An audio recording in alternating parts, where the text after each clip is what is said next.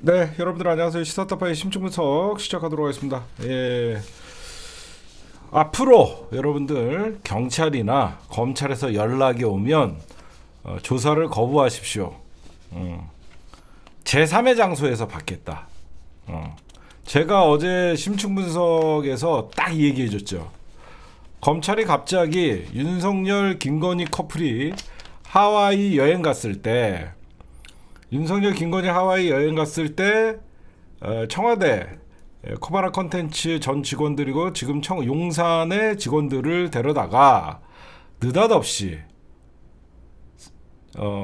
여사님이 시켰는데 내가 깜빡해서 안 돌려줬다. 이거 누가 만들어냈죠. 그러면 이거는 김건희를 소환할 예정이다. 그 이유는 사실상 면죄부 주려고 하는 거다. 우리 예상했던 대로, 그렇죠? 여러분들에게 그 얘기 했잖아. 계속 이거 여기저기서는 김건희 소환 안 할 거다라고 하는데 이 상황에서는 김건희가 이번에 국힘당 전당대회에 본격적으로 등판한 마당에 김건희를 소환 안 하고 디올백 사건을 마무리 지을 수는 없거든요. 그래서 김건희를 소환할 것이다 라고 했더니 제3의 장소에서 소환 조사를 한답니다. 여태까지 이원석 검찰총장이 어떤 얘기를 했어요? 이원석 검찰총장이 성역 없이 수사한다 그랬잖아. 김건희는 뭐라고 라마다 르네상스에서 조사하나? 죄송합니다. 그냥 김건희 하면 라마다 르네상스가 생각나길래 아니 성역 없이 수사한다 그러면서 김건희는 왜 제3의 장소에서 수사를 합니까? 그냥 조사 신용하는 거고, 그냥 검찰이 도이치모터스 주가 조작 사건에 대해서 얘기 안 하잖아요.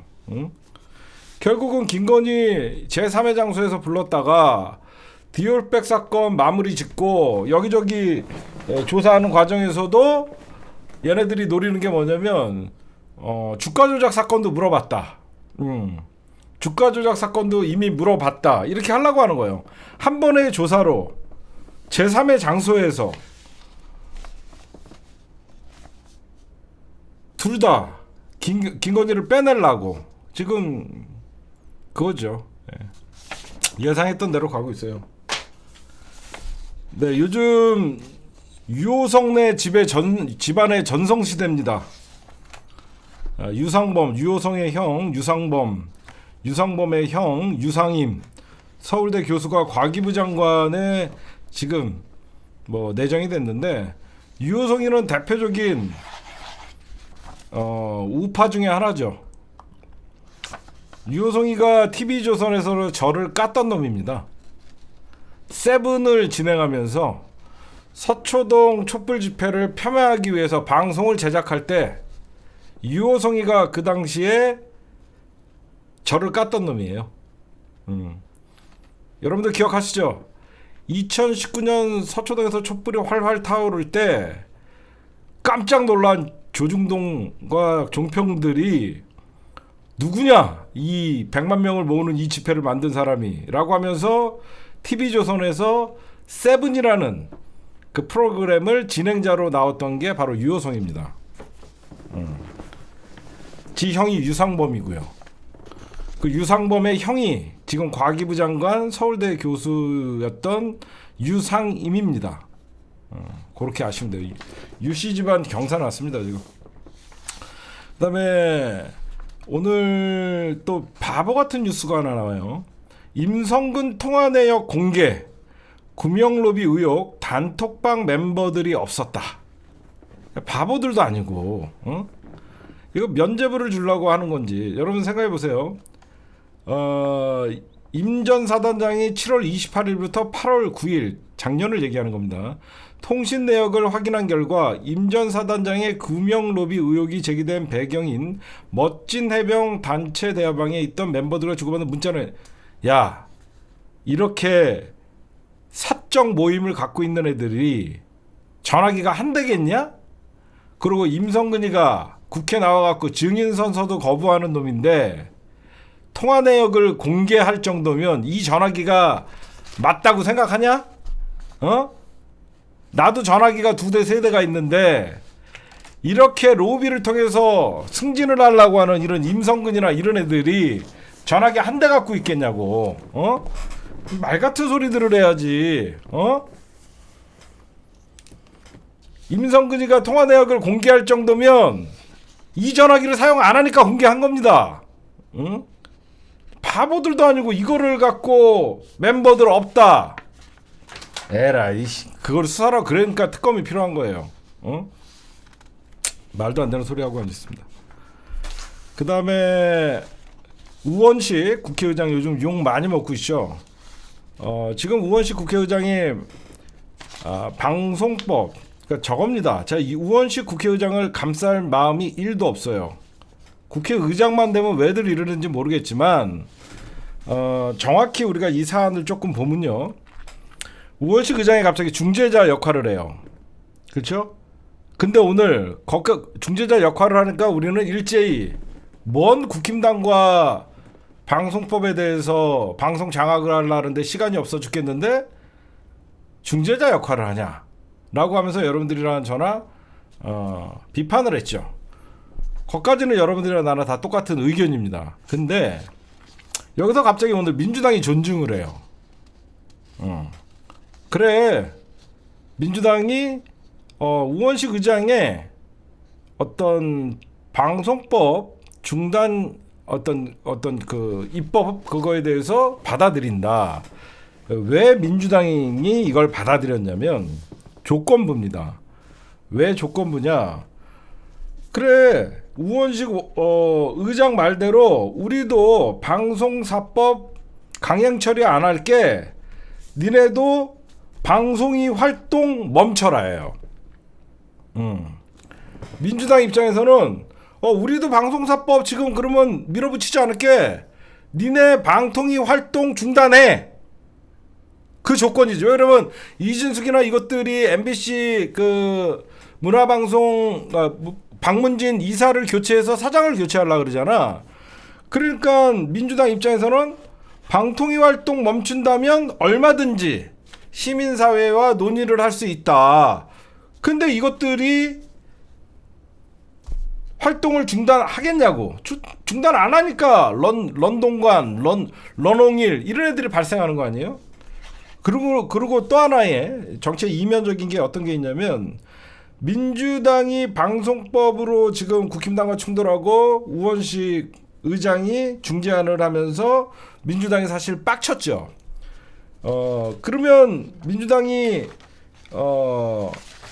25일 날 사실 그 본회의장에서 이 방송사법을 처리를 하려고 지금 민주당이 지금 벼르고 있는데, 만약에 이 중재안을 받아들이지 않으면 우원식 의장이 본회의를 안 열어줄 수도 있겠죠. 그렇죠? 만약에 국힘당은 계속 방통위 활동을 하겠다라고 우기면 민주당 안을 우원식 의원이 받아들일 수밖에 없고, 국힘당도 양보해서 그러면 방통위 활동을 자제시키겠다, 민주당도 상정하지 마라 라고 하면 정상적으로 25일 국회가 열리는 것이고, 그러면 민주당이 왜 지금 이번 우원식 의장의 중재안을 일단은 수용했냐면 가장 중요한 게 있습니다. 오늘 민주당이 행안위 본회의에서 25만원, 이재명 당대표의 25만원 민생지원법을 통과시켰어요. 25만원 민생지원법을 단독 처리해서 통과를 시킨 거예요. 그러니까 민주당은 25일날 어떻게 해서든지 본회의 통과를 시켜야 되는 거거든. 이해를 하십니까? 25일날 민주당이 본회의를 열어서 이재명 당대표의 민생지원법을 통과시켜야만 저쪽은 자폭전당대회 하고 있는데 민주당은 국민들을 위해서 25만원 민생지원금을 통과시켰다라가 되는 거죠. 거기에 그러니까 25일날 본회의를 열어야지 방송법은 딜레이를 시키더라도 민생지원금법, 그 다음에 노란봉투법. 이제 좀 아시겠죠? 이재명 당대표가 얘기했던, 오늘 그래서 행안위에서 정광석화 같이 25만 원의 민생지원금법을 국힘당이 퇴장한 가운데 민주당이 통과시킨 거예요. 그리고 노란봉투법. 그래서 25일 본회의를 겨냥해서 방송사법은 조건부로 국힘당도 방통위 활동을 중지한다 그러면 우리가 방송사법은 국회의장의 중재안에 따라서 사실상 논의할 수 있다라고 하면서 지금 이렇게 전략을 잘 짠 거죠. 그렇죠? 그러니까 민주당이 우원식 의장의 중재안이 마음에 들지 않지만 그 마음에 들지 않는 중재안을 이용을 해서 조건부로 국힘당에게 역제안을 하고 그 다음에 가장 중요한 거 여러분들 이 민생지원금법이라는 게 여론조사를 하면 뭐 찬반이 반반 갈린다 이렇게 얘기는 나오지만 실질적으로 이 민생지원금법이 통과돼 갖고 각 가정에 25만 원씩 날라가면 상황은 달라져요. 응? 근데 민주당이 왜 민생지원금법을 노리냐? 대통령이 거부권을 행사할 수 있어요. 그렇죠? 이게 바로 국힘당의 딜레마인 거예요. 민생지원금법을 민주당이 통과시켰어. 그럼 많은 사람들이 국회를 이제 내심 25만 원이 급한 사람들 단돈 만 원이 급한 사람들도 있잖아요. 야 이번에 민생지원금법 통과됐다 한다면 대통령이 이거는 포퓰리즘입니다. 절대 이거는 나라 국간을 생각해서 통과시켜서 거부권을 행사하는 순간 여태까지 윤석열이가 초부자 감세했던 것들 그리고 국고손실, 법인세 감면, 상속세 감면 여러 가지 초부자 감세들이 오히려 두드러 맞을 수 있죠. 그렇죠? 오히려 이제 민주당은 국민들을 위해서 니들은 싸우고 있을 때 국민들 지원법을 통과시켰는데 이것마저 대통령이 거부권을 행사했다라고 하면 앞으로 윤석열이가 그 어떤 거부권을 행사를 하더라도 앞으로 남은 최혜병 재의결, 김건희 특검 여러 가지 있어서 이제 국민들이 사실상 반발심을 가질 수밖에 없죠. 그런 전략적인 게 있는 거예요. 그래서 민주당이 우원식 의원 국회의장에게 의장님이 우리 당에게 방송사법 밀어붙이는 거 일단 국민들 공청회 토론회를 하고 국힘당도 지금 방통위 장악을 멈춰라 방송 장악을 그거를 수용하되 민주당이 조건부로 우원식 의장에게 25일 본회의 열어라. 25일 본회의를 열어라라고 우원식 의장의 긴급 제안을 민주당이 수용했습니다. 그래서 그런 이런 정치적 이면에 민주당의 득실을 잘 파악해서 한 것이다. 그렇게 여러분들이 좀 보시면 될 것 같고요. 그 다음에 제가 좀 이상한 뉴스를 오늘 여러분들에게 좀 말씀드릴게요. 갑자기 저는 이 뉴스를 어제까지는 그냥 흘려본 뉴스인데 보신 분들 있죠? 수미 테리 미국의 수미 테리라는 미국 외교협회 CFR 선임 연구원이 있습니다. 수미 테리. 근데 갑자기 미국의 FBI가 이 여자를 기소를 합니다. 미국 검찰이. 수미텔이라고 하면서 그러면서 국가정보원에게 돈을 받았다. 사실상 미국 입장에서는 간첩 활동이다 이거죠. 미국 입장에서는 자국의 왜 그러면 수미테리는 국적이 미국이에요. 수미테리는 국적이 미국인데 이 사람이 대한민국의 국정원에 돈을 받고 미국인이면서도 대한민국에 이롭게 어떤 글을 쓰거나 그랬다. 이게 공소장 내용이에요, 대체로. 근데 제가 뭐가 이상하냐면, 그러니까 이 일이 딱 이거는 사실 외교적 문제가 될 수 있거든요. 근데 대통령실이 느닷없이 문재인 정부 탓을 하잖아요. 그래서 제가 좀 살펴봤습니다. 윤석열 대통령실에서 이런 얘기를 해요. 문재인 대통령이 전문 국정 요원들을 다 쳐내서 이런 일이 발생했다. 한마디로 전문 국정 요원들을 다 날려서 저렇게 미국의 어떤 선임 연구원을 국정원이 쓸 수밖에 없는 그런 상황이 됐다. 라는 개소리를 했어요. 그래서 벌써 이제 인식의 차이인데, 여러분들 국정원이라는 집단의 특수성을 여러분들이 좀 아셔야 돼요. 국정원은 뭐 하는 데죠? 정보기관이죠. 국정원 정보기관은요, 무조건 하는 활동이 뭐죠? 국익을 위한 활동이에요. 전 세계의 요원들이 있죠. 미국의 CIA, 뭐 우리나라의 국정원, NSC, NIS, 뭐 별게 다 있잖아요. 전 세계의 정보 요원들은 자국의 이익을 위해서 첩보 정보 활동을 하는 거예요. 그렇죠? 근데 윤석열이의 인식이 뭐냐? 국정원 자체를 정치화시키면서 문재인 정부 때의 국정원, 윤석열 정부 때의 국정원, 이런 식으로 나눈 게 가장 큰 문제인 거예요. 예전에 국정원이 가장 큰 문제를 가지고 있었던 건 어떤 문제가 있었냐면요. 국정원은 해외 첩보 활동은 박정희 정부든 전두환 정부들은 다 똑같습니다. 응? 진보 정부, 보수 정부 할 것 없이 국익을 위해서 해외 활동은 전부 국정원 요원들은 다 하는 거예요.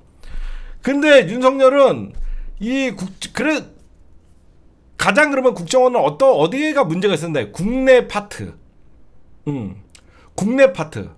국내의 대공수사를 담당하는 국내의 정보와 국내의 여러 가지 첩보를 수집하는 여기가 가장 썩어빠지고 정치화돼 있기 때문에 대통령들이 국내 파트의 국정원을 이용해서 현실 정치에 이용하려는 이 연결고리를 차단하기 위해서 문재인 정부에서 국내 파트를 없앤 거예요.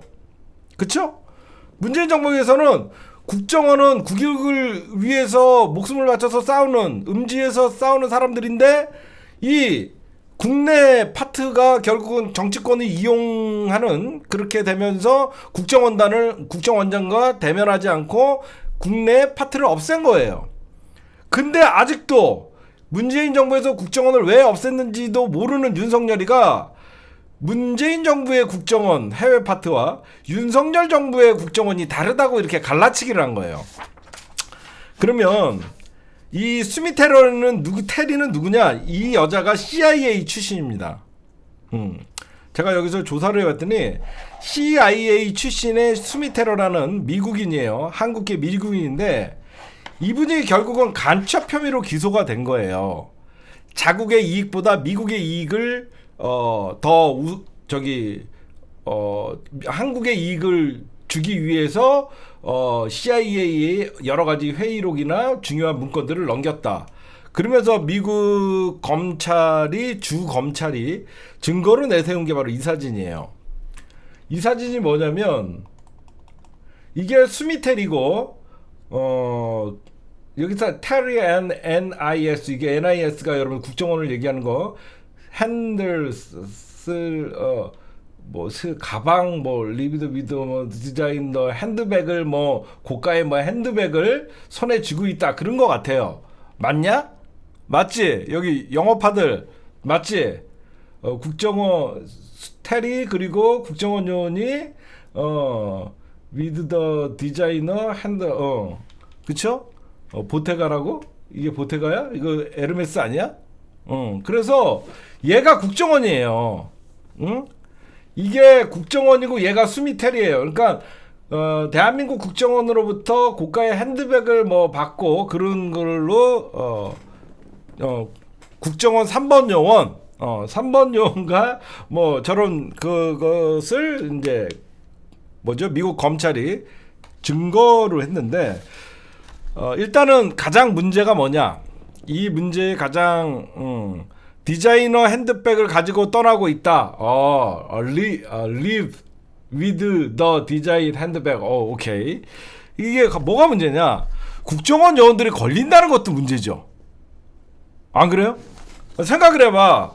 어느 나라 정보 요원이 다른 나라 정보 요원에게 이런 사진을 찍히냐고. 응? 얼마나 개망신이야. 우리나라 국정원이 얼마나 허술하면 미국의 이미 FBI나 CIA에게 얼마나 허술하게 이렇게 사진이나 찍히고 돌아다니냐고. 어? 그렇잖아요. 그런데 그러니까 윤석열 정부가 이거를 이제 문재인 정부에게 떠넘기려고 하는 게 이게 가장 문제인데, 이 수미테리라는 여자는 언제부터 국정원에게 지원을 받았냐면, 제가 계속 이걸 이상해갖고 좀 계속 봤어요. 보니까 2013년 박근혜 정부부터 2023년 윤석열 정부까지 활동을 했어요. 작년까지. 응? 미국 검찰의 공소장에 수미테리가 2013년부터 한국 국정원 요원들에게 고가의 명품 선물을 받고 비공개 정보를 한국 정부에게 전달했다는 내용이 담겨 있어요. 그래서 그게 간첩죄인 거예요. 미국 검찰이 증거자료로 제출한 CCTV 영상 화면에도 국내 언론에 공개된 게 바로 저거 사진이고요. 근데 대통령실은 수미테러 사태에 대해 문재인 정부 때 일이라고 입장을 냈고, 국정원 출신의 민주당 의원들은 윤석열 정부에서 대부분이 혐의가 집중됐다고 지금 반박하는 상태예요. 지금 여러분들 아시겠죠? 제가 그냥 왜 이런 거를 소개시켜 주냐면, 그러면 수미테리가 뭐 하는 여자냐? CIA 출신인데 아까 제가 뭐라 그랬죠? 미국 외교협회 CFR 선임연구원도 하고 한국계 출신 북한 전문가예요, 이 여자가. 북한 전문가입니다. 그래서 보면 과거에 여러분들 박근혜 정부 때 박근혜가 남긴 말 중에 가장 우리가 기억에 남는 게 뭐죠? 통일은 대박입니다 라고 떠들었던 거 기억나시죠? 통일은 대박입니다 라고 떠들었을 때도 이 수미테리라는 여자가 굉장히 어떤 그 권위 있는 그런 어떤 칼럼을 올려주는 이 역할을 했던 거예요. 무슨 말씀인지 아시겠죠? 저 여자가 직접 뭐 첩보를 수집하고 그런 게 아니라 굉장히 미국에서 어느 정도 인지도가 있는 연구원이기 때문에, 북한 전문가로서의 연구원이기 때문에 CIA 회의에도 참석을 하고 권위 있는 그러니까 수미테리가 글을 쓰는 거는 굉장히 많은 영향력이 있는 사람이죠. 저 여자가. 그래서 우리나라는 어떤 북한과의 관계나 이런 것들에 대해서 수미테리에게 여러 가지 어떤 글을 부탁하고 돈을 줬던 그 사건이에요. 근데 문재인 정부 때 윤석열이가 자꾸 지금 떠넘기려고 하는데, 분명히 제가 말씀드렸던 2013년부터 이 여자가 활동을 했는데, 잘 보십시오. 문재인 정부에서 있었던 일에 대해서는 엄청난 비판을 해요. 얘는 내가 보면 극우 성향의 북한 전문가임이 틀림없습니다. 그러다 보니까 얘가 여태까지 쓴 글들을 보면 통일은 대박이다라고 얘기했을 때 대북 압박을 강화하기 위해서 개성공단을 중단할 필요성을 언급을 했던 자예요. 그러고 나서 박근혜 정부에서 개성공단이 사실 폐쇄됐죠. 박근혜 정부 때뿐만 아니라 이걸 한번 보세요. 이 수미테리라는 애가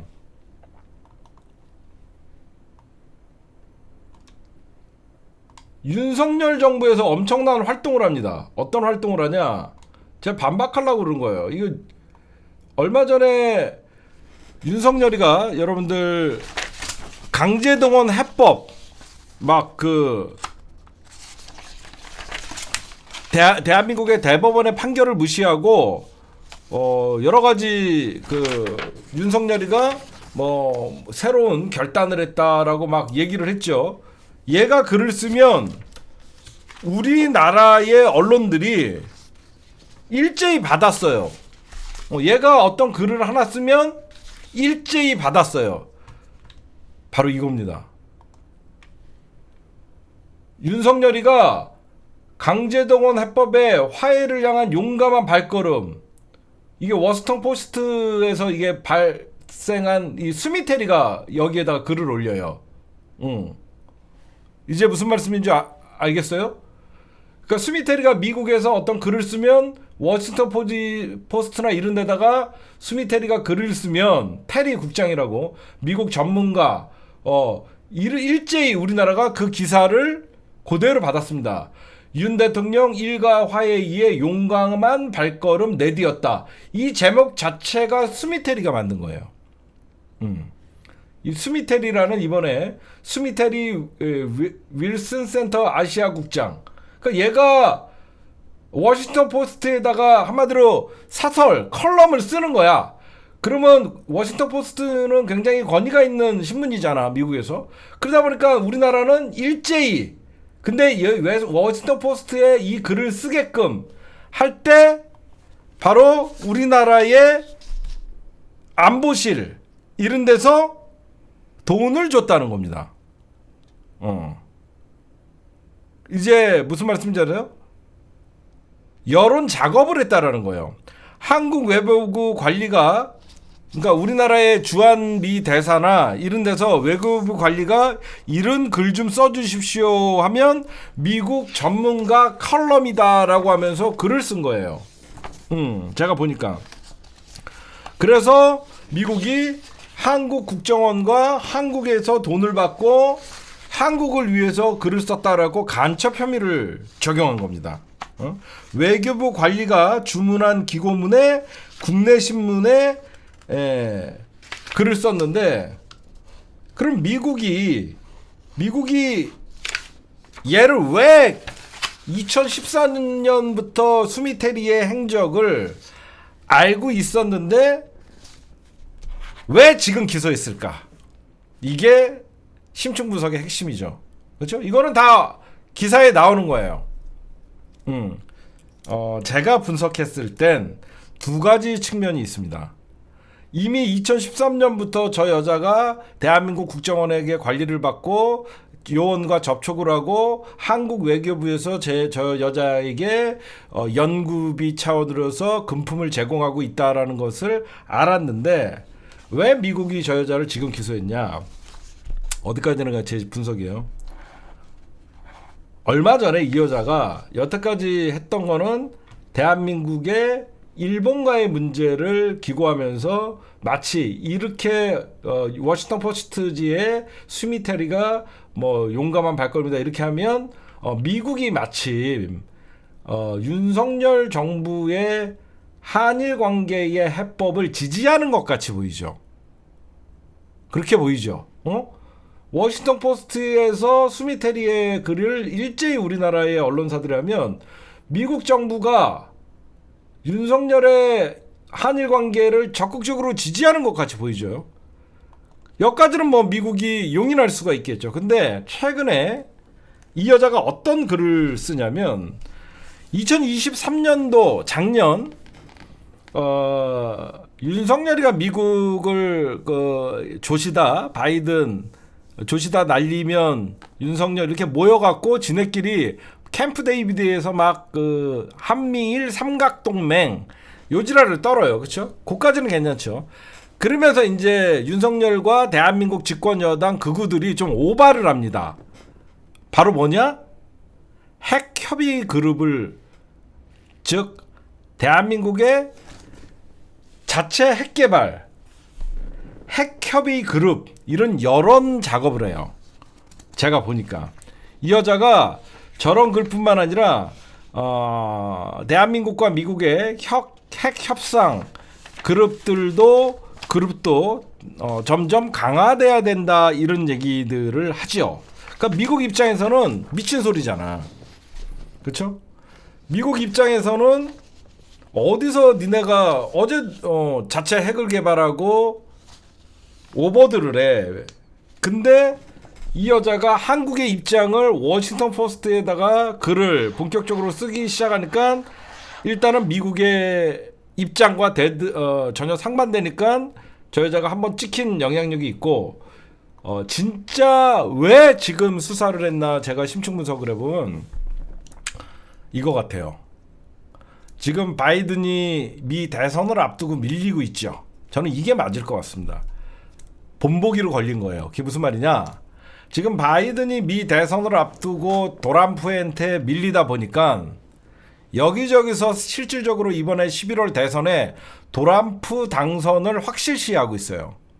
도란프 당선을 전 세계가 대부분 다 확실시하다 보니까 물밑에서 트럼프 캠프에 로비가 엄청 들어온답니다. 로비 못하게 하는 거죠. 니들 아직 바이든 정부인데 도란프 쪽이나 이런 쪽으로 해갖고 다른 외교적이나 그런 것들을 논의를 하거나 로비를 하면 간첩죄로 가만두지 않겠다. 그러면서 가장 미국이 그러니까 외국에서 가깝게 여겨지는 대한민국을 동맹으로 외국도 다 알잖아요. 그렇기 때문에 한미 동맹 관계는 굳건하다라는 것들은 외국에서도 다 아는데 그럼에도 불구하고 한국계 출신 스미테리를 저는 기소했다고 생각해요. 모든 전 세계에서 외교부들이 바이든에게 로비를 하겠습니까? 도란프에게 지금 로비를 하겠습니까? 사실상 그 도란프 사진 한 장으로 제가 며칠 전에 미국 대선은 끝났다라고 얘기했잖아요. 그러다 보니까 여기저기서 이제 현재 바이든 정부에서는 여기저기서 외교적인 문제나 여러 가지 문제들이 실질적으로 각 해외 정보 기관들이 요 사진으로 미국 대선은 끝났어요. 이미 끝난 대선이기 때문에 저는 경고 차원으로 그리고 우리나라 대통령실 안보실장이 스미테리한테 뭐라고 글을 보냈냐? 대통령실 안보실장이 당신 칼럼에 행복해했습니다. 우리나라 VIP가 당신이 칼럼을 잘 써줘서 늘 격노만 하시던 우리 대통령께서 아주 행복해하셨다라는 글도 우리 안보실장님께서 써줬대요. 그래서 아마 여러분들도 생각하실 때 아마 저는 두 번째 제가 요인으로 뽑은 여기저기서 지금 대선이 치러지고 있는데 각 전 세계의 정보기관들이 이제 도란프 주변에서 외교적 활동 그리고 미국에 나가 있는 각국 외교관들이 전부 어떤 그 한마디로 트럼프를 위해서 우호적으로 어떤 여론 작업을 하거나 그런 걸 경고를 한 것이다. 저는 그렇게 봅니다. 왜 그러면 우리나라도 미국에 있는 교포들도 많을 테고 그러다 보면 한국 대사관이 얼마든지 영향을 미칠 수 있고 한국 정보 기관들이 얼마든지 영향을 미칠 수 있고 프랑스도 마찬가지고 독일도 마찬가지고 뭐 전 세계의 대사들은 미국에 대부분 다 파견 나가 있기 때문에 어떤 이번에 왜 하필 2013년부터 CIA 출신의 한국계 스미테러의 어떤 이런 활동을 알고 있었는데 왜 이 시기에 주 검찰이 기소를 했을까? 제가 보면 두 가지 문제. 한국 정부의 자체 핵 개발에 대한 오보에 옹호하는 글을 써주고 그 다음에는 미국 대선을 앞둔 민주당 바이든 정부의 위기가 결국은 각국 정부와 각국 외교부와 어떤 정보기관의 경종을 울리기 위해서 시범 케이스로 스미테리를 10년 동안 관찰하다가 지금 기소했다. 그게 맞는 것 같죠. 그렇죠? 10년 동안 관찰했다가 지금 기소했다. 그리고 그러니까 여기서 우리는 그치면 안 돼요. 제가 진짜 하고 싶은 얘기는 이겁니다. 스미테리가 간첩 혐의나 여러 가지 뭐 외교법 이런 걸로 기소가 됐잖아요. 그럼 원인은 뭐예요? 너 미국인인데 한국을 도왔다는 혐의로 기소된 거예요. 간단하게 얘기하면 너 미국 사람이고 너 미국 사람인데 왜 한국을 도왔냐라고 하면서 뭐 간첩죄 뭐 이렇게 하면서 미국 주 검찰이 기소를 했는데 이 등신 윤석열 정부야. 미국은 봐봐요. 동맹 국가의 한국계 어떤 그 정보원도 이렇게 기소를 합니다. 대한민국 정부는 미국이 청와대를 도청을 해도 이 등신들아, 니들은 어떻게 기소조차 못하냐? 어? 이 등신들아, 미국은 대놓고 대한민국 정부기관을 도청을 하는데 아무 말도 못하니까, 만만하게 보이니까 이렇게 한국계 어떤 정보요원들이 외국에서 잡혀가는 거야. 어? 안 그래요? 생각해봐요. 미국 CIA 새끼들이 남의 나라에 들어와 갖고 남의 나라의 대통령실을 몰래 도청했다 그러면 난리 나야 되는 사안이에요. 이 새끼들 CIA 다 잡아갖고 우리나라 검찰이 기소해갖고 국내법으로 처벌해야 되는 거예요. 미국 간첩이에요. 안 그래요? 왜 미국은 대한민국 용화대니 청와대니 가장 기밀을 다루는 거기 도청에도 아무 죄를 못 믿는 이 병신 같으니까 그런 겁니다. 응? 이거는 외교 사안이에요. 그래서 이거는 외교부 현안 질의가 열릴 겁니다. 외통이 미국은 동맹인 우리 정보기관에, 그러니까 우리나라 국정원이 미국에서 걸린 거잖아. 우리나라 국정원이랑 수미테리랑 만나는 것 때문에 수미테리가 대신 기소됐잖아. 그럼 미국은 우리나라 국정원과 만났다는 이유만으로 죄를 물은 거잖아. 왜 미국에서, 왜 대한민국 안에서 활동하고 있는 CIA 새끼들 그 어디도 수사한 적이라도 있냐고. 응? 바보 같은 새끼들이죠. 이건 뭐냐, 이렇게 되면 어떻게 되냐, 이제 외통위에서 안보실, 도감청 뿐만 아니라 이거 악의적인 도감청이 없었다라고 미국을 감싸줘요.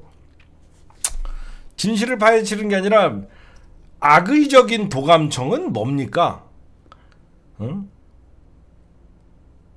여러분들은 내가 하나만 물어봅시다. 만약에 우리나라 국정원이 바이든 백악관을 도청했다 그러면 어떻게 될 것 같아요? 우리나라 국정원이 백악관을 도청했다 그러면 어떻게 될 것 같습니까? 간첩죄로 국정원 직원들 다 잡혀갖고 20년 30년 잡혀갑니다. 응? 난리 납니다. 응? 근데 미국은 우리나라 대통령실을 도감청하고 우리나라 대통령실이 아니야, 별거 아니야, 그거 중요한 사항도 아니야, 덮어줘요.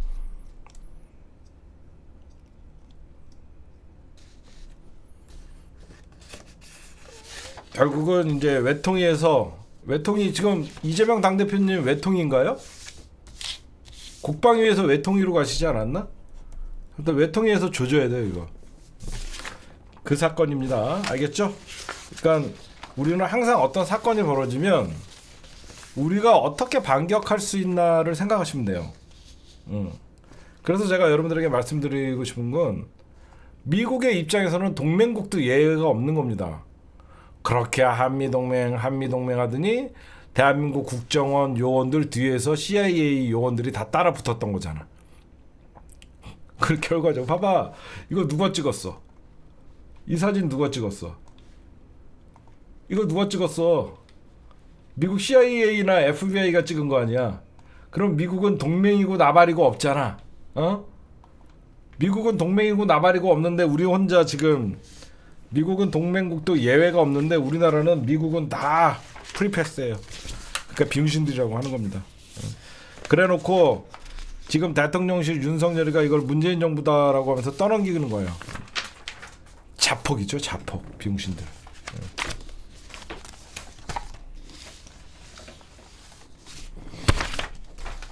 네, 지금까지 오늘의 주요 열받는 뉴스였습니다. 자, 대통령이 그러면 안 되죠. 아유. 네, 여러분들 자폭이죠, 이거는. 이 정도면 그냥 제가 어제도 얘기했는데 오늘 김어준 총수도 저랑 똑같은 얘기를 하더라고요. 이 정도면 전당대회가 끝나고 안 볼 사이들이나 하는 얘기 수준이 어제 나갔다, 이 정도는 다 여러분들도 느꼈을 거예요. 제가 오늘 민주당이랑 여러 군데 이제 여의도를 좀 아는 분들에게 취재를 했더니 민주당이 지금 국힘당 전당대회 때문에 너무 바쁘대요. 이미 한동훈, 김건희 댓글팀에 대한 고소장을 쓰고 있고 거기에다가 어제 이거는 여러분들 공소거래잖아요. 한동훈이 갑자기 저에게 나경원 님도 그 공소 취소해달라고 부탁하지 않았습니까? 이거는 여러분들 진짜 국기문란의 공소거래 사건이에요. 그쵸? 국기문란의 공소거래 사건이 저도 제 귀를 어제 사실 나경원이 얼음됐습니다. 그 순간. 어머, 그러니까 나경원 표정에 말을 못해도 어머 저 새끼 어떻게 아무리 그래도 또 어떻게 이런 얘기를 해?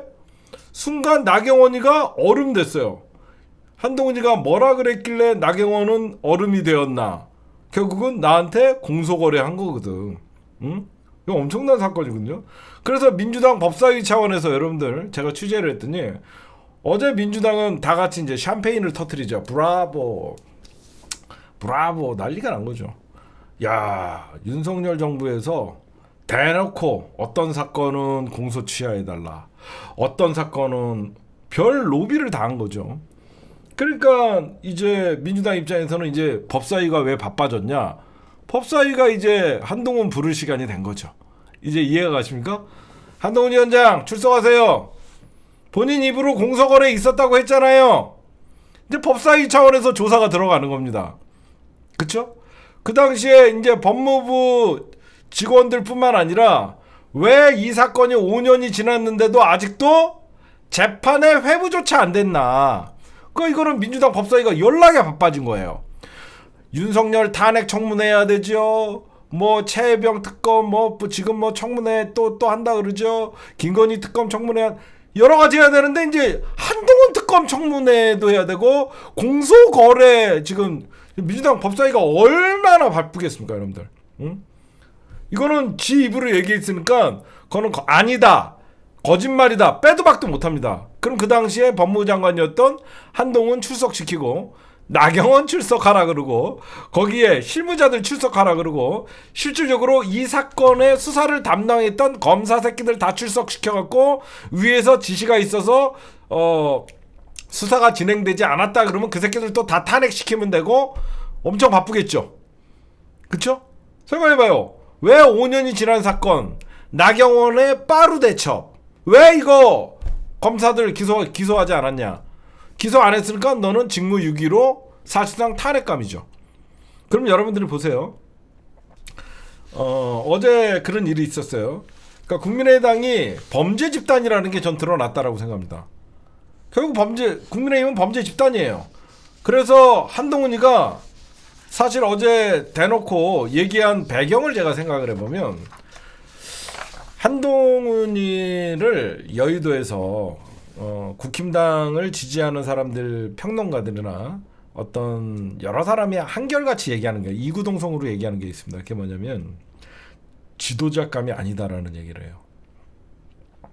그 지도자감이 아니라는 얘기는 한동훈의 가장 약점이 뭐냐면요, 자기를 비판하는 사소한 공격에도 참지를 못한대요.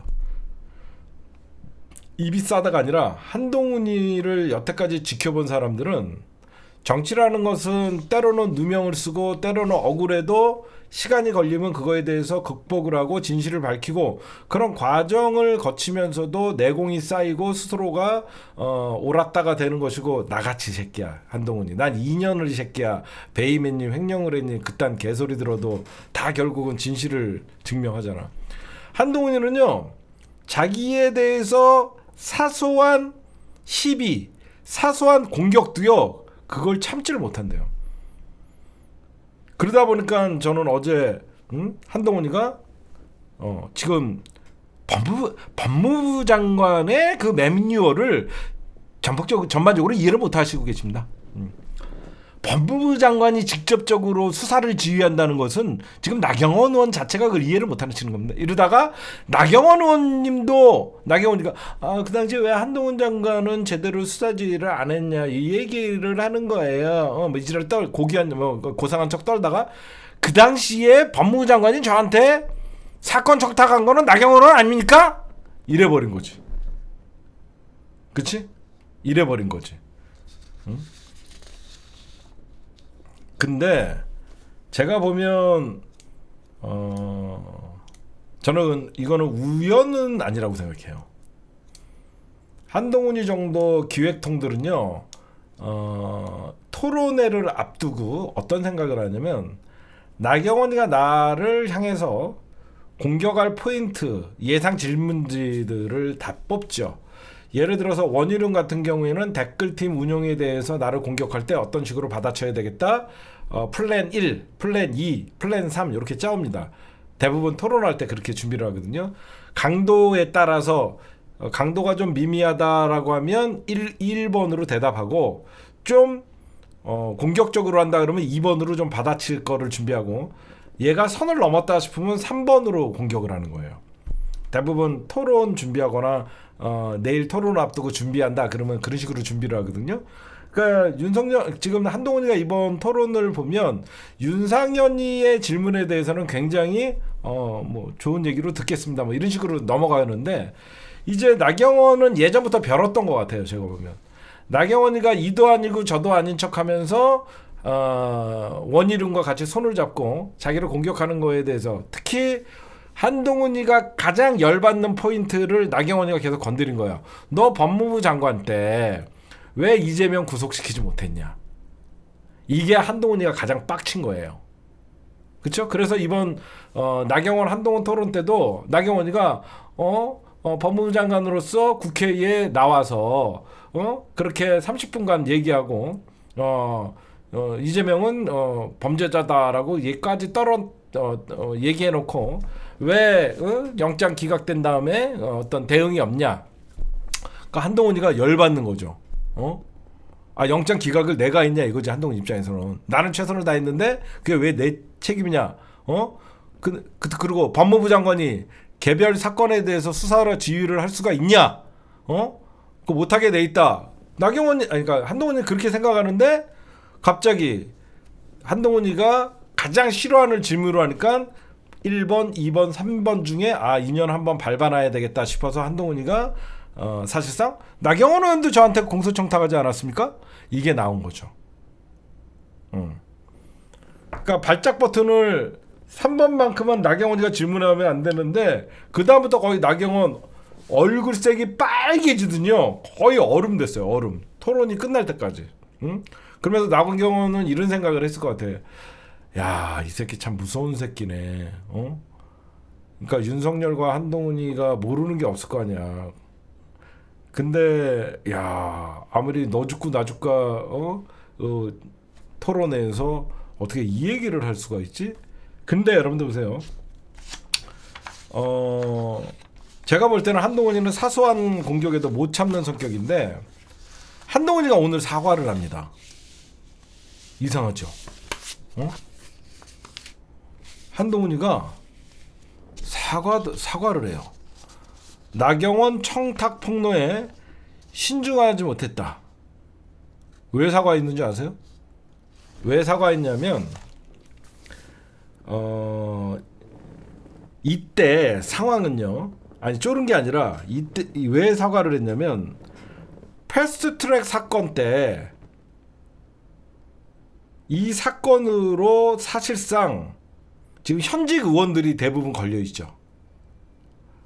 한동훈이가 왜 터덜지 않고 사과를 했냐면 지금 국힘당 현직 의원들이 이 패스트트랙 국회 선진화법 위반으로 검찰에 기소가 돼갖고 100만 원 이상의 벌금형이 나오면 이번 총선에 못 나올까봐 내심 가슴 졸이고 있었어요. 내심 가슴 졸이고 있었고 이때는 뭐 때문에 여러분들 빠루 사건이 일어났는 줄 아세요? 이때 빠루 사건이 뭐였냐면 민주당의 선거법 개정 사건이었어요. 제가 그때 국회에 있었거든요. 민주당이 그때 심상정 정치개혁위원장으로 해갖고 선거법 개정안을 해갖고 사실상 이제 그 우리가 뭐죠? 위성정당 이 싸움이 나올 때 이거거든요.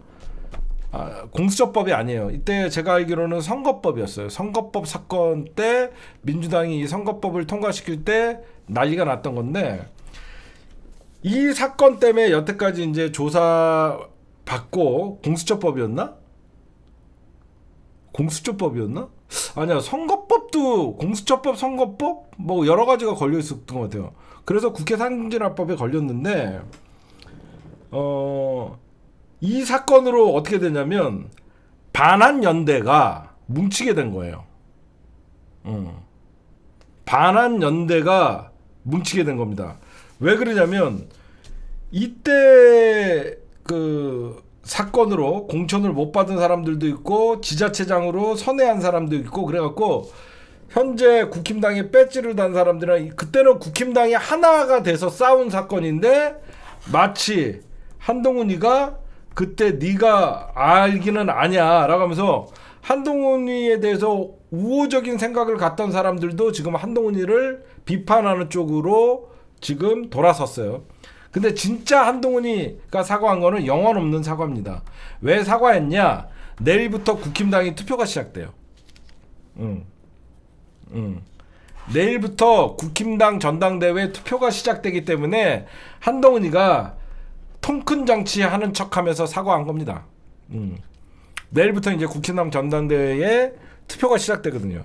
그래서 전략적 사과예요, 제가 보면. 내일부터 투표거든. 근데 뭐 지자체장들도 그렇고 지금 현직이 아니래도 원외에 있는 사람들도 한동훈 이 새끼야 네가 그때 뭘 알아? 윤석열 그 당시에 문재인 정부의 검사로 있던 새끼가 니들이 뭘 알아? 그러면서. 근데 이 사건이 왜 중요하냐면 여러분들 보세요. 한동훈이가 이게 나경원을 사실상 좀 당황하게 했지만 한동훈이도 자폭이에요. 왜 그러냐? 결국은 청탁이 먹힌 거잖아요. 이 사건 국회 선진화법이 뭐가 그렇게 복잡하다고 5년 동안 기소를 안 합니까? 그렇잖아요. 이 사건이 뭐가 그렇게 복잡하다고 5년 동안 기소를 안 하고 그래요. 그래서 이거는 어떻게 보면 한동훈이가 나경원이가 나한테 청탁하지 않았습니까? 그 다음에 한동훈이가 떡 부러지게 거절을 했고 그러면 검찰 수사는 진행됐어야 되는데 아직도 이 사건이 진행이 안 돼 있고, 그리고 여러분들 청탁을 받는 공직자는요, 물론 2번 이상 청탁을 했던 것을 어떤 청탁을 받으면 밝히게 돼 있어요. 보고하게 돼 있습니다. 근데 한동훈이 보고 안 했잖아요. 물론 한동훈이는 한 번만 청탁했다라고 하면 벗어날 수는 있겠죠. 이것도 여러분들 이 청탁금지법에 청탁을 받은 사람들도 이거를 알리게 돼 있어요. 그래서 지금 한동훈이도 아차 싶어갖고 지금 자기가 사과는 했는데 이거는 영혼 없는 사과고, 결국은 내일부터 시작하는 전당대회 투표 때문에 사과를 한 것이다, 그렇게 보여집니다. 그러니까 제가 예상했던 게 대로 가고 있어요. 왜 그러냐? 이제 여러분들 한동훈이가 어제 같은 폭로는요, 누가 한동훈과 마음에 속에 있는 얘기를 하고 누가 한동훈이가 대표가 되면 뭔가를 논의를 하고 하겠습니까? 못하죠. 무슨 말씀인지 아시겠죠? 누가 한동훈이가 저렇게 과거에 있었던 얘기도 그냥 다 폭로하는 새끼인데, 한동훈이가 당대표가 되면 당을 위해서 뭔가를 희생을 하고 뭔가를 상의를 하고 해야 되는데 누가 한동훈과 무슨 얘기를 하려고 하겠어요. 근데 좀 웃긴 얘기라면요, 저만 그런가요? 한동훈이가 좀 짠해 보이고 한동훈을 응원하게 되는 건 무엇일까요? 이번 전대에서 나는 나도 모르게 한동훈을 응원하고 있어요. 왜 그럴까요? 아니 물론 나야 예전부터 좀 불리하게 싸우는 우린 좀 약자 편을 드는데 정확히 얘기하면 한동훈은 약자가 아니거든요. 지금 전당대회 여론조사에서 1등을 하는데 워낙 하바리 새끼들이 그 윤상현, 그러니까 윤상현은 약간 이제 양쪽에다가 발 담그는 모습을 보이고 워낙 원희룡이나 나경원이라 난리를 치니까 응? 한동훈이가 차라리 당대표 돼버려라. 그 다음에 이제 윤석열이 먹은 이제 개싸움 벌어지고 특검 어떻게 되고 한동훈 주변에 이제 조중동이 엄호해주고 수도권 원외위원장이 붙고 갑자기 개혁신당의 이준석과 통합하고 막 이런 시나리오로 가는 그런 느낌이 보여요. 그러니까 얘기하는 거 보다 보면 그래도 한동훈이가 제일 합리적이야 셋 중엔. 원희룡 얘기하는 거 보면 그냥 윤석열이나 김건희 말 대신 전하는 것 같고 한동훈이는 아니 나경원이는 지만 잘나갖고 지가 당대표 돼야 된다고 하는 것 같고 그나마 셋이 하는 거 보면 공격당하는 한동훈이가 얼마나 열받으면 자폭을 하고 전당대회 끝나면 친윤계는 한동훈 끝까지 사법 리스크 띄워갖고 한동훈 그래서 저는 왜 한동훈이가 당대표 되면 저는 사실 응원하냐면 나머지 특검들이 통과될 것 같아요. 한동훈이가 되면 이제 민주당이 한동훈 특검 한동훈 당대표 되면 제일 먼저 뭐 합니까? 민주당에서 난 같은 것도 하나 보내주고 그렇죠? 민주당 원내대표인 박찬대 원내대표가 난 들고 좀 이렇게 싹 가고 잘해보자 딱 하고 그 다음날 한동훈 특검 올리고 그렇잖아? 얼마나 축하난 딱에 한동훈 특검 이렇게 딱 써갖고 당대표 되신 거 축하드립니다. 그리고 그 다음날 바로 한동훈 특검 올리고 그러면 부글부글 끓고 있는 친윤계와 용산에서는 저 통과시켜! 딱 한마디 하면 그냥 한동훈은 그냥 난만 받고 끝난 한동훈의 난 그쵸? 한동훈의 난을 한동훈이가 제압하는 하여튼 웃길 것 같아요 제가 보면 그런 상황이 있을 것이다 라고 얘기하고 그 다음에 이제 두 가지가 남았습니다. 하여튼 국힘당 전당대회 얘기는 이 정도까지만 하고 더 재밌는 거는 앞으로 한동훈이의 사과는 영혼 없는 사과였고 내일 국민의힘이 본격적으로 이제 투표가 시작되기 때문에 친윤계의 어떤 그 한동훈의 폭로에 의해서 부글부글 끓었던 것들을 잠재우기 위해서 사과를 했다. 그렇게 여러분들이 보시면 될 것 같습니다. 네, 여러분들 우리가 제 방송을 보시는 시청자 여러분들은 지금 이종호 씨 녹취록에 대해서 조금 선행 수업을 받았죠. 제가 스토리를 잘 설명을 해드리면서 여러분들이 선행 수업을 좀 많이 받았습니다. 좀 쉽게 여러분들에게 말씀을 드리면 이종호의 녹취록이 까지는 배경을 보면 김기현 변호사 박정훈 대령의 변호사로 참여했던 이 김기현 변호사가 사실상 그동안에 작년에 있었던 일들을 그리고 여태까지 있었던 본인이 우연히 이 해병대 선배 소개로 해병대 상륙작전 행사에 참가했다가 이정호 전 대표와 해병대 출신 사업가들을 처음 만났다. 이게 시작이에요. 제가 무슨 말씀을 드리려고 하냐면 김기현 변호사가 여러분들 검사를 그만두고 김기현 변호사가 검사를 그만두고 아무리 검사를 하고 판사를 해도 그 다음에 이제 먹고 살 걱정을 해야 되잖아요. 그러면 여러 가지 이제 검사 출신이다라고 하니까 주변에 어떤 사람들이 붙어요? 검사 출신들 주변에는 주가 조작 세력 새끼들이나 여러 가지 사람들이 많이 붙죠. 근데 이 해병대 선배 소개로 이종호를 만나 그랬다고 했죠. 이 해병대 선배가 바로 청와대 전 경호처에 근무했던 송땡땡 씨예요. 송땡땡 씨가 바로 이종호를 소개시켜 준 거예요. 그래서 어제 김기현 변호사가 JTBC에 출연을 해서 그 해병대 모임이 있었던 단톡방 5인에 대해서 말해 준 겁니다. 그러면서 이제 여기저기서 이제 어마어마한 얘기들이 나오기 시작하는 거죠. 이종호 전 대표와 그 김기현 변호사는 처음에 그 청와대 전 경호처에서 근무하던 송땡땡 씨가 소개를 해줘서 이종호 씨랑 만날 때 자기는 이종호가 도이치모터스 주가 조작의 주범이었다는 사실을 몰랐는데 나중에 이 자기 해병대 선배 송땡땡 씨에게 물어보니까 이 사람이 도이치모터스 주가 조작의 선수였다라는 얘기를 들었다는 거예요.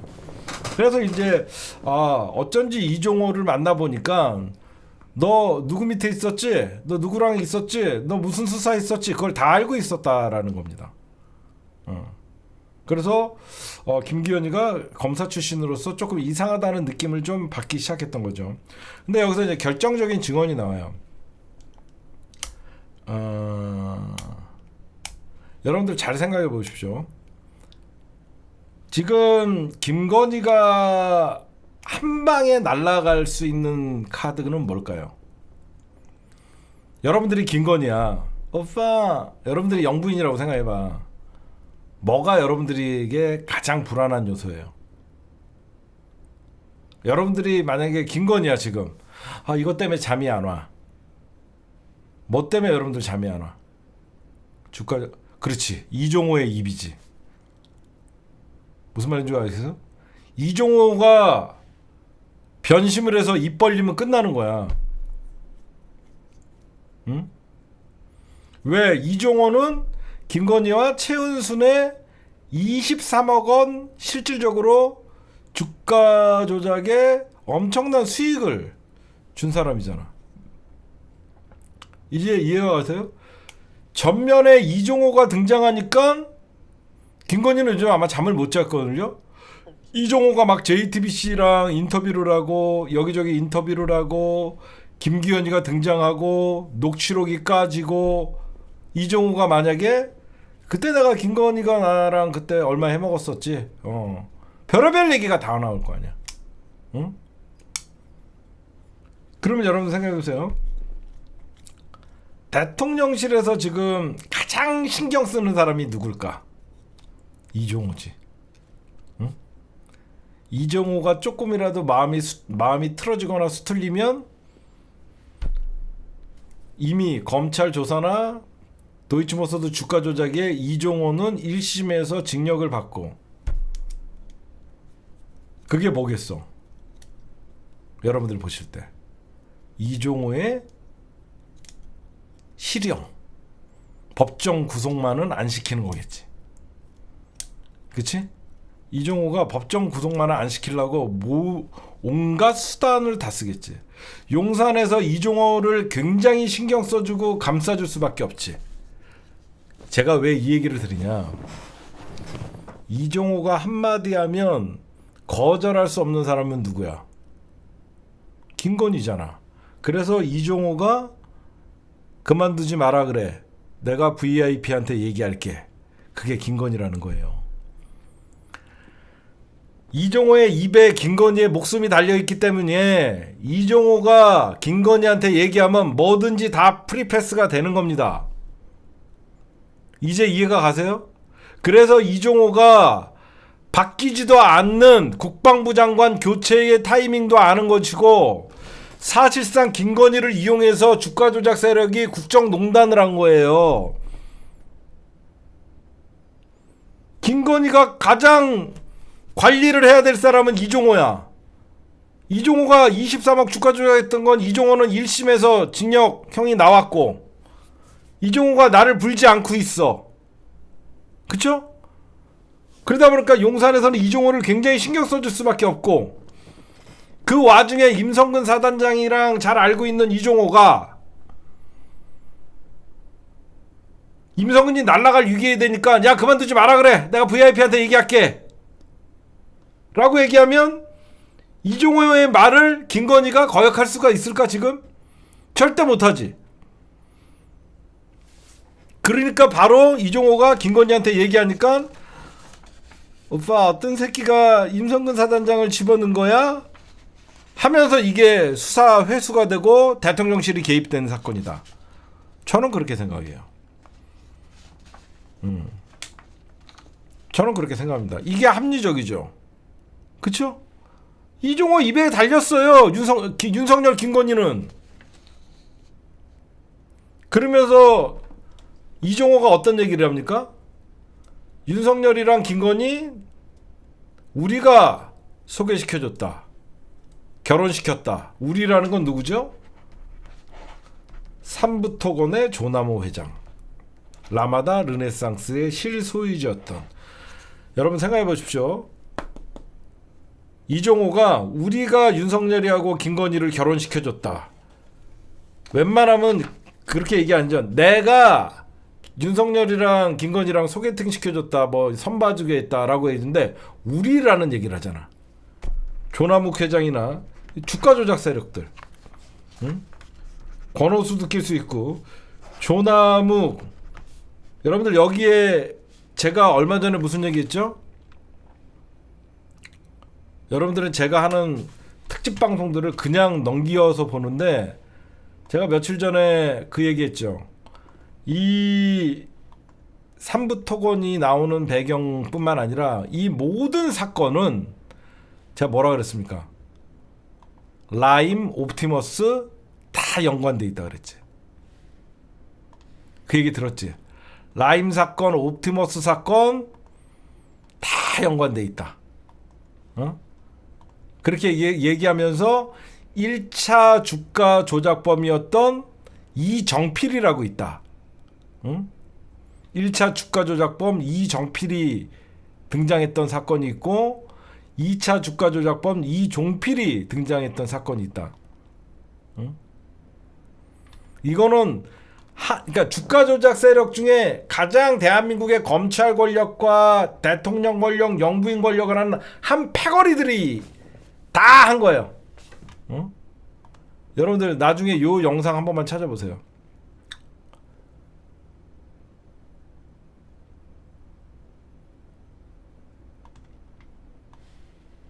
여러분들이 감을 아직 못 잡으신 것 같아서 제가 그저께 심층 분석 단독이라고 했어요. 이거 심층 분석 단독 공개. 이종호의 녹취록의 핵심은 한동훈은 이미 알고 있었다. 그리고 8월 28일 이거에 보면 제가 그 얘기를 해요. 라임, 옵티머스 다 거기에 김봉현, 이정필, 김봉현과 이정필은 아는 사이고 이정필과 이종호도 아는 사이고 얘네들이 모를까? 다 얘기했죠. 그리고 제가 저 때 여러분들 다시 보기 나중에 한번 꼭 보세요.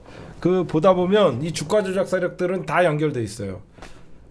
연결돼 있고 주가 조작 세력들이 가장 신경 쓰는 게 뭐다? 검찰, 경찰, 그 다음에 그 금융위, 금감원 이렇게 가장 로비를 많이 하고 정치인들과 로비는 정치인들은 못 끼게 해요.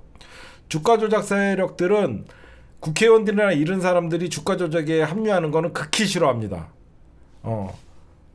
왜 그러면 돈만 들어가니까. 실질적으로 자기네 위기일 때 발 빼려고 하는 인간들이니까. 어제 김기현 변호사가 방송에 나오죠. 방송에 나와서 우리가 그 골프 모임 5인방 제가 얼마 전에 얘기했죠. 골프 모임 그 5명 중에 나머지 2명은 누구냐라고 얘기해서 여러분들에게 제가 저 방송에서 양최 씨라고 공개하죠.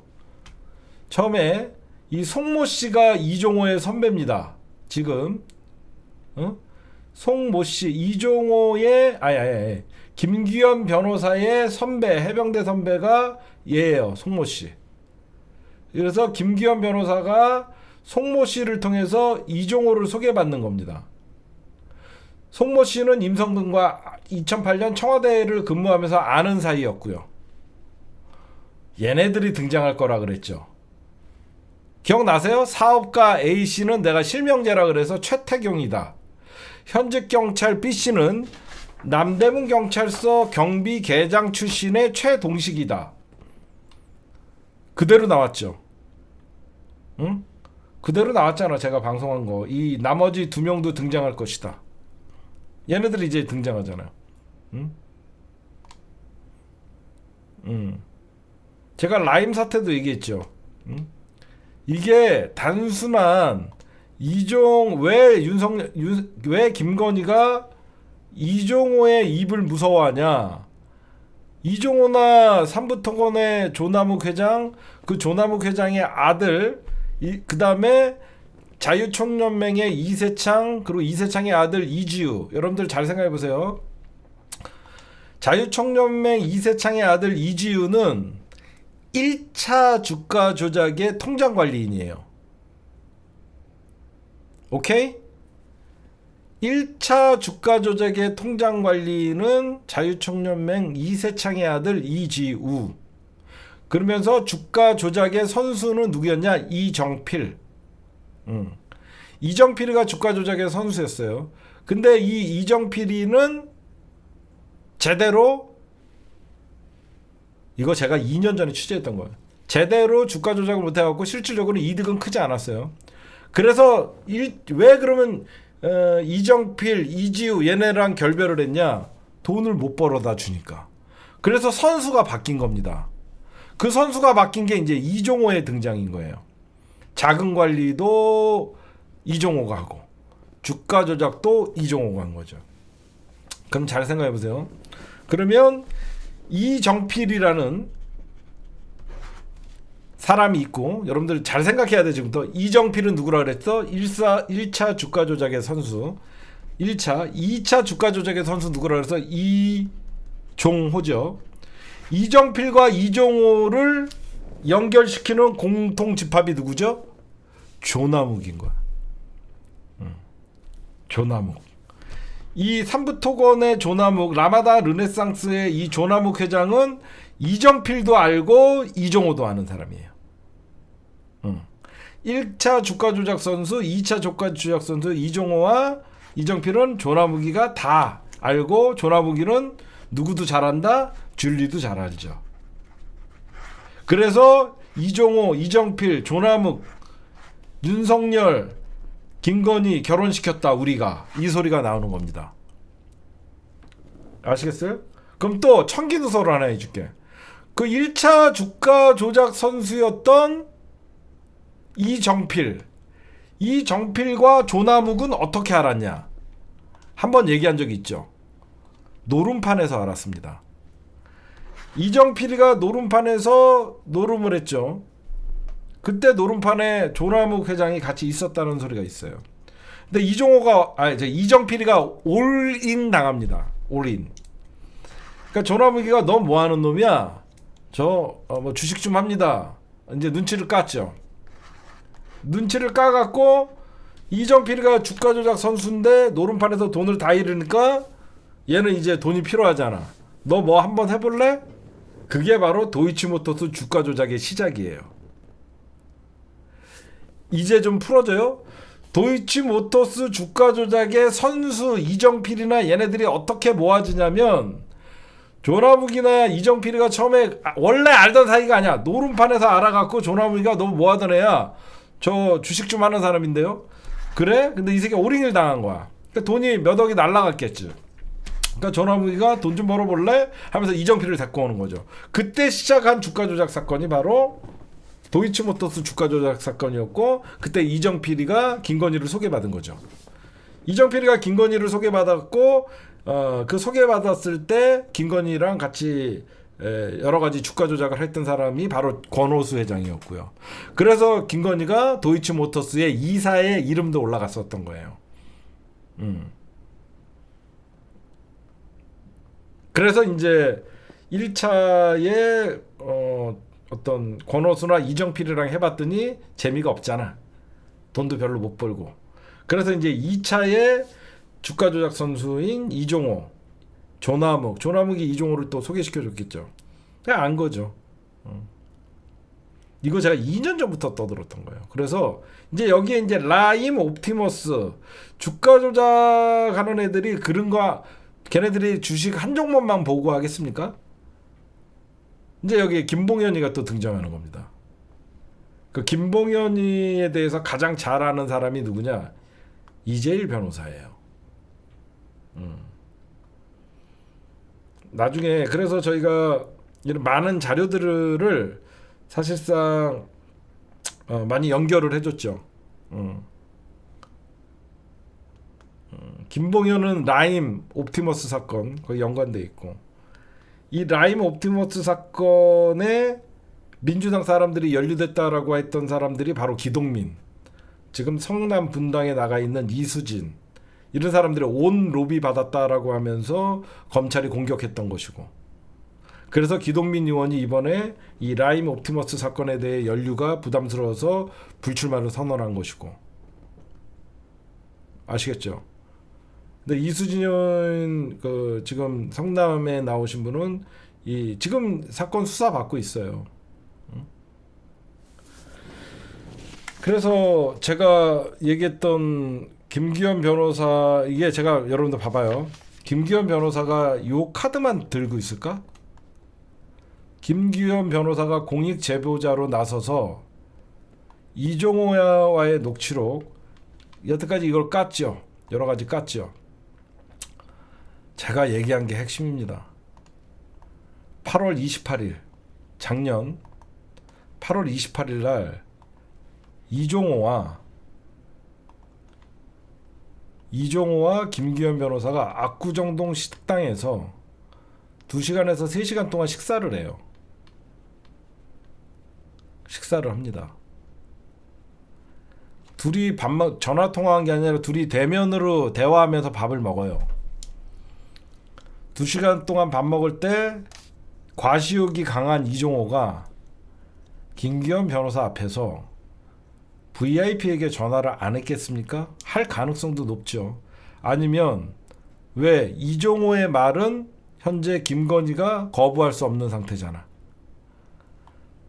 이종호의 부탁은 김건희가 거부할 수 없는 상태인데, 김기현 변호사가, 이종호는 지금 굉장히 과시욕이 강하다가 지 스스로도 얘기하잖아요.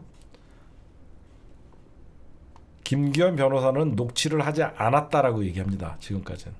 그러나 저는 녹취가 있을 거라고 생각합니다. 그 전부터 녹취를 해왔던 김기현 변호사인데, 이종호와 실제로 대면을 하면서 나가는 검사가 녹취를 생각 안 했을까? 천만의 말씀. 이 녹취가 작년 8월 28일 날 밥을 먹으면서 한 녹취가 세상에 공개되면 이거는 그냥 끝장나는 사안이라서 김기현 변호사가 사실상 이 녹취가 없다라고 얘기해. 있다라고 하면 죽을 수도 있죠. 그렇죠? 있다라고 하면 누군가가 죽일 수 있겠죠. 없다라고 해야지. 근데 이 얘기를 해도 되나? 제가 취재를 해보면 김기현 변호사가 이런 얘기를 한대요. 혹시 내가 잘못되면 우리 와이프를 찾아가라. 혹시 내가 잘못되면 우리 와이프를 찾아가라. 그런 얘기를 해요. 그만큼 위험한 걸 들고 있다는 거예요. 지금. 제가 그래서 이런 모든 것들을 우리 JTBC가 이거를 단독으로 파고 있거든요.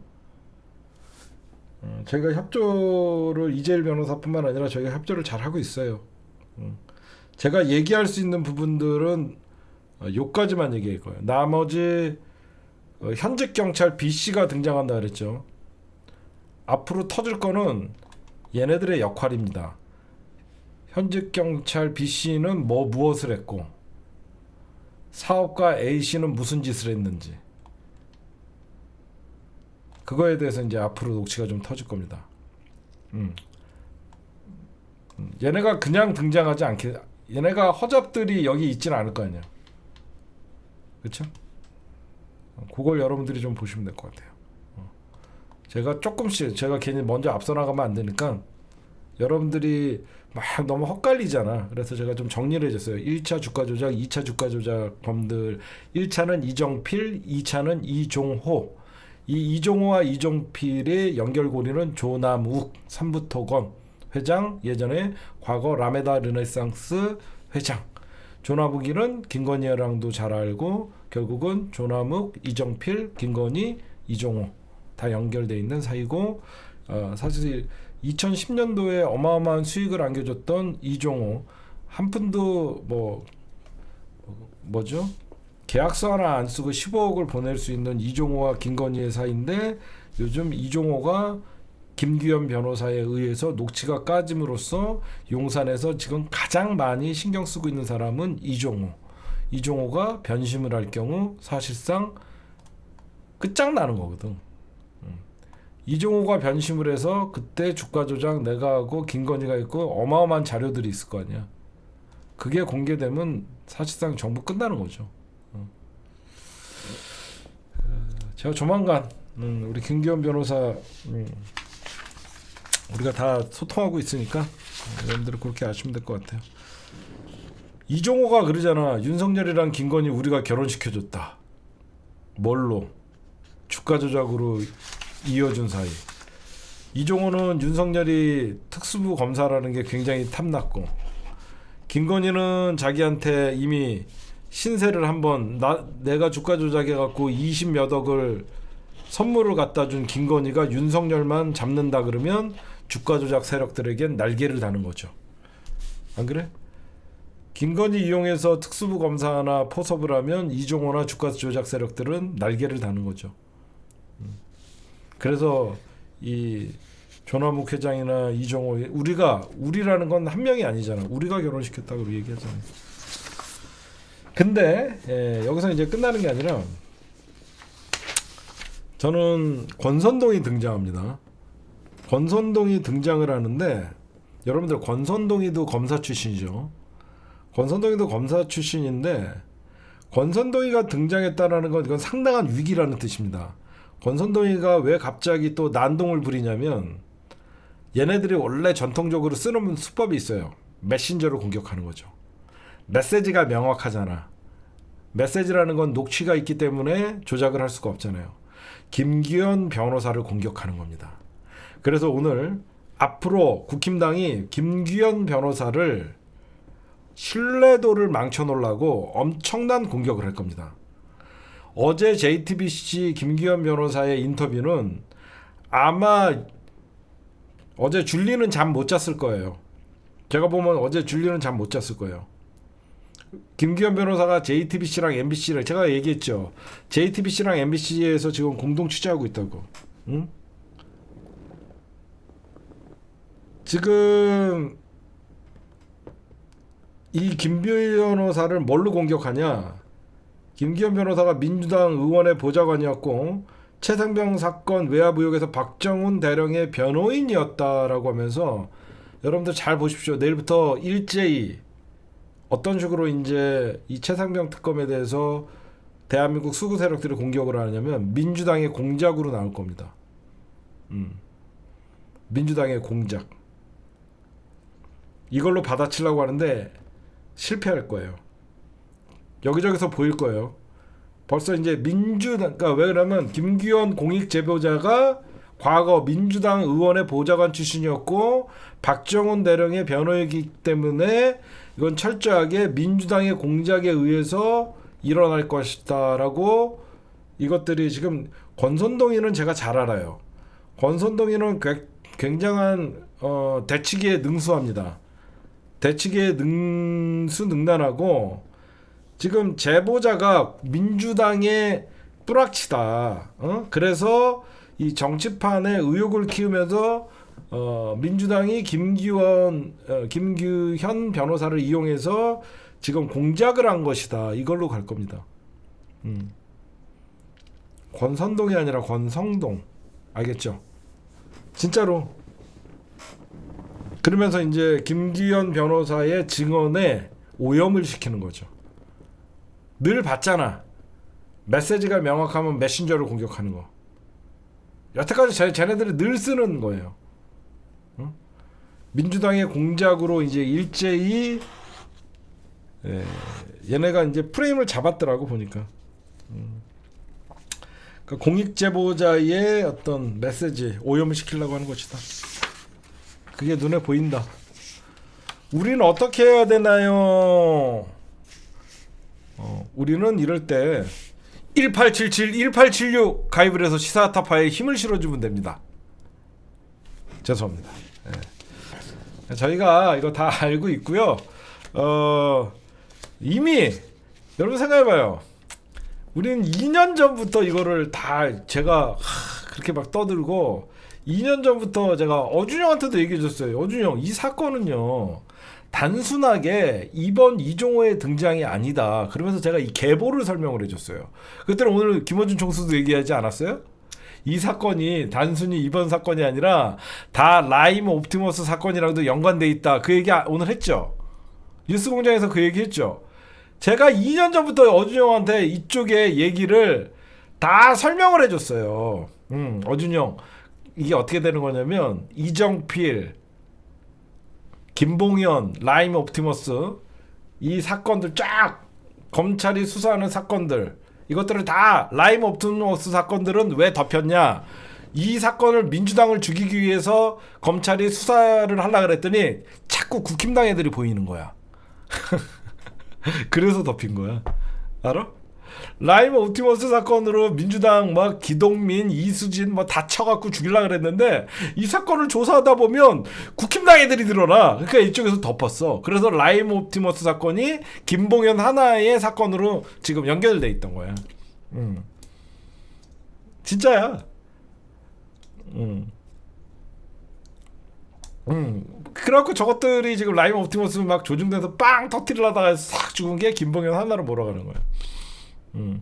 그래서 제가 어준영한테도 형님 이 사건에 대해서 제가 브리핑도 해드릴게요. 그래서 막 설명도 해주고 그랬어요. 그래서 어준영도 조금 이해를 하셔갖고 지금 이 사건이 가만 들여다보면 단순히 도이치모터스 주가 조작만 연루되어 있는 게 아니라 이 멤버 전체가 굵직굵직한 주가 조작 사건이나 대한민국 휴대의 금융사고에 대해서는 다 연관돼 있다.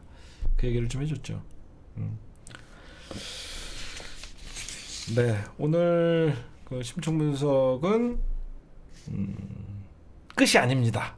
네, 잠시 이어서 좀 재밌는 심층 분석을 하나 할게요. 네, 지금 윤석열, 한동훈, 뭐 배신 정치 이런 얘기들이 나와요. 배신은 누가 제일 먼저 했나요? 윤석열 정부 자체가 배신의 정권이에요. 그렇죠? 그토록 문재인 대통령이 믿어서 조국 법무부 장관과 윤석열 검찰총장이면 검찰 개혁이 가능할 것이다라고 하는 그게 꿈이었다라는 얘기까지 할 정도로 문재인 대통령은 윤석열을 국정농단의 검사였고 정의로운 검사라고 생각을 해서 윤석열을 중앙지검장에다가 발탁을 하고 그 이후 검찰총장까지 만들었죠. 되짚어 보면 윤석열은 출발이 배신의 정치였습니다. 그런 출발의 배신의 정치가 결국은 검찰총장이 대한민국 국군 통수권자인 대통령과 맞서는 모습을 보였고 그런 맞서는 모습을 연출하면서 대한민국 수구 기득권 세력들은 보수가 사실상 박근혜 정부가 무너지면서 사실 보수가 괴멸됐고 탄핵의 강이라는 그 강을 아직도 건너지 못하면서 국힘당은 사실 자멸했죠.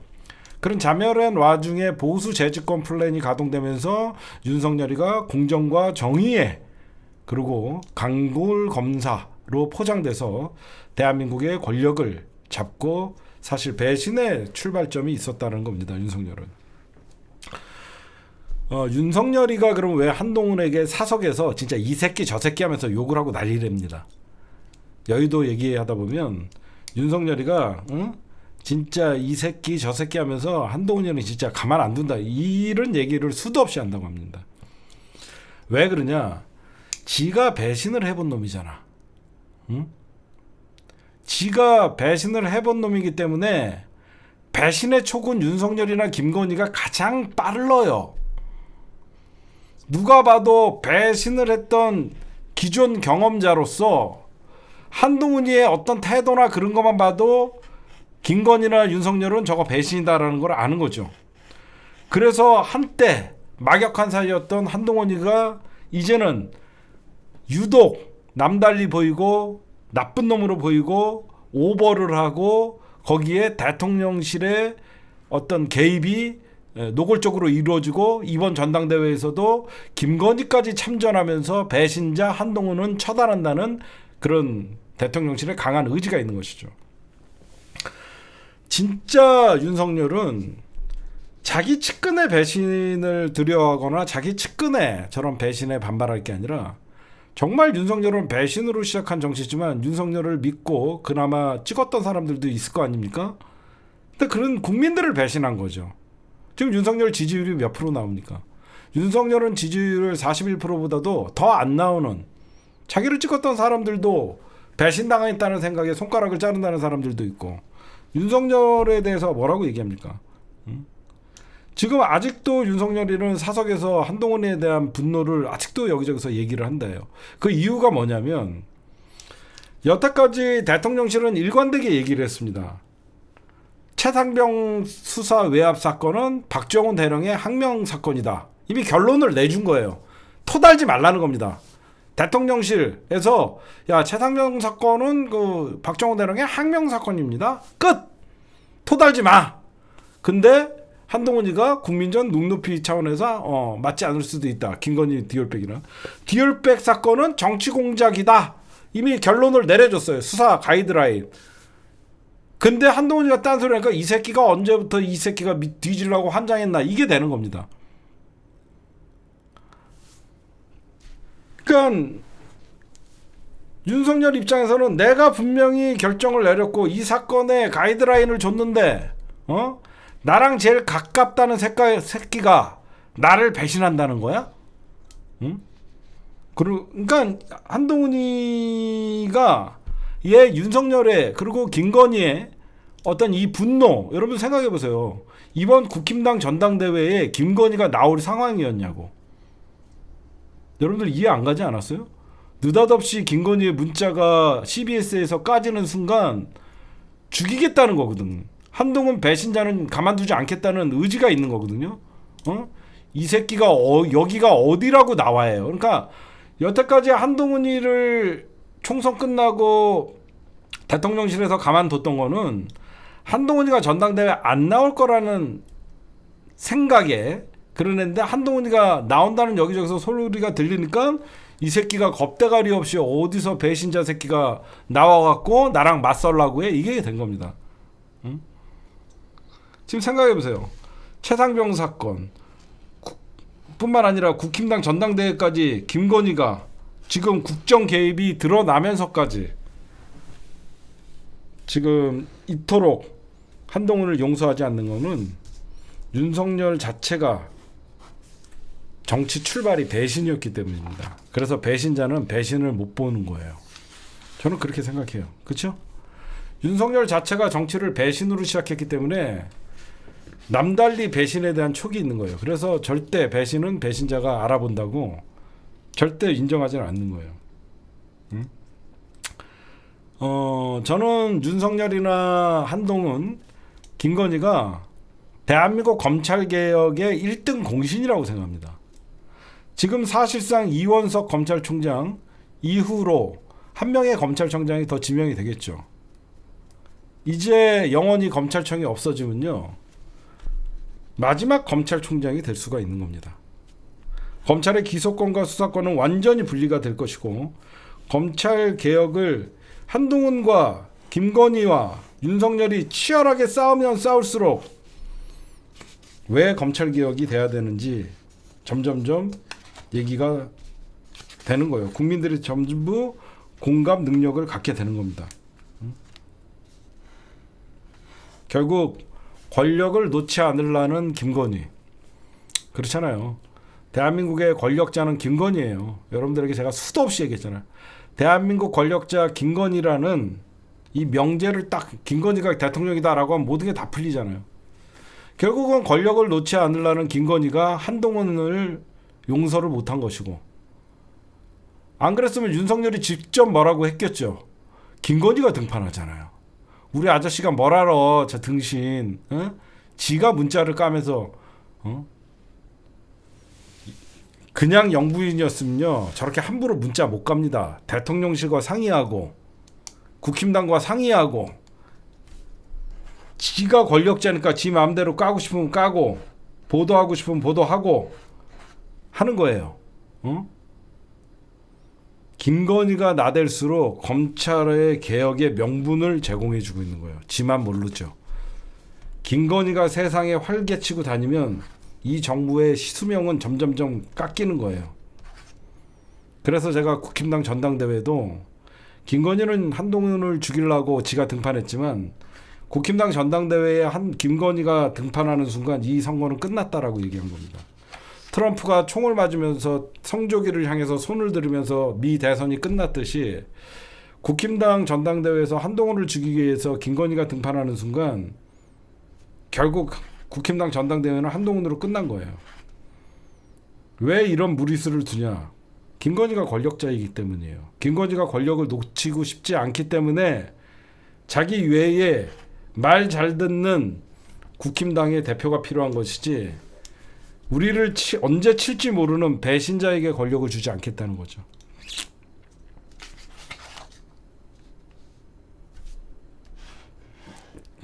저는 윤석열, 한동훈, 김건희 나중에 대한민국 검찰 개혁의 역사 이런 책들이 발간되면 가장 1등 공신으로 나오지 않을까 생각을 합니다. 김건희가 권력을 놓지 않으니까 국힘당이나 윤석열 그리고 나머지 조중동이 계속 왜 김건희에 대해서 팔까요? 김건희가 권력자니까. 윤석열 정부를 왜 이미 조중동이 조선일보가 포기했을까요? 김건희는 정치인이 아니기 때문에, 비선 권력이기 때문에 말을 해도 통하지 않거든요. 윤석열은 김건희 말만 듣거든요. 그러니까 김건희가 권력자죠. 저는 그렇게 생각합니다. 오늘 심층 분석은 여기까지. 배신으로 시작한 윤석열은 결국 배신자에게 칼을 맞게 돼 있습니다. 그게 정치야. 그게 역사고. 시작이 잘못된 정부예요. 김건희라는 비극을 우리는 대한민국 국민들이 겪고 있는 거예요. 김건희는 대한민국의 비극적인 인물입니다. 역사가 그렇게 평가할 겁니다. 예.